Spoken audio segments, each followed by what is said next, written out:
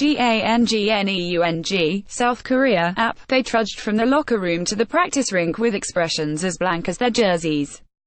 The Russians enter the Olympic men's hockey tournament with their usual businesslike fashion, insisting they are not bothered by the nondescript uniforms and missing coat of arms on their chests.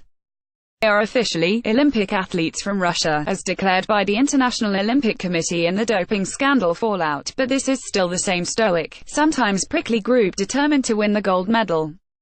"We're still Team Russia," forward Mikhail Grigorenko said Tuesday. "Everybody knows where we're coming from and they can't take away who we are just from the jerseys and all that. I think we still have a pretty good team. We have one goal here, to win.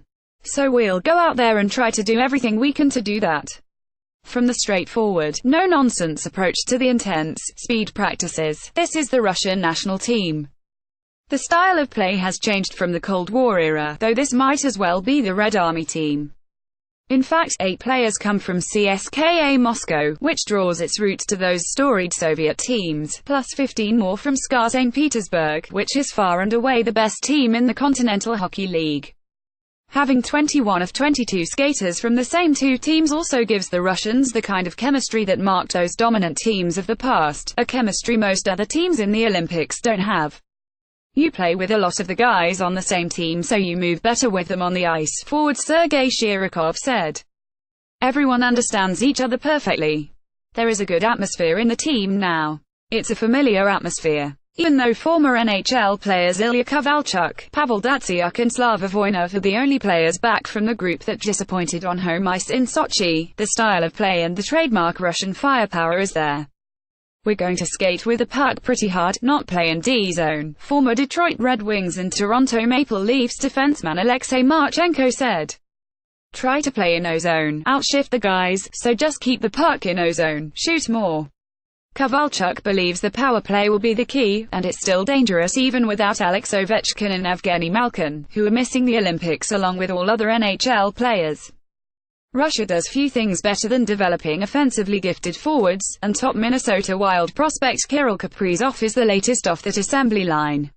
There are questions about goaltending.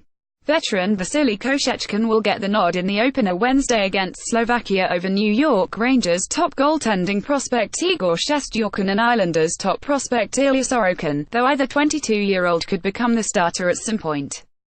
And again there's pressure because the Russians are the favorites in the absence of NHL players. Maybe it's a little less pressure because we don't play at home, but we'll see. Kovalchuk said. "It's always pressure on the Russian team. The fans expect a lot, and we will try to be more successful." Like other athletes in South Korea this month, the Russians certainly have some extra motivation from the IOC's decision to sanction Russia and make everyone cleared to compete do so under a neutral flag. "Everyone knows that we're in a tough spot here, that we're not going to have our flag or our national anthem or anything like that," Grigorenko said. "We're obviously going to play for that. We're really, I guess, inspired by that to play for all of our country." Some players almost robotic in brushing off the team name. Defenseman Nikita Nesterov said, "It doesn't matter," and Marchenko simply shook his head when asked if it bothered him. "Everybody knows who we are and we know," forward Sergei Shirokov said. "That's most important." Copyright 2018 NBC Universal.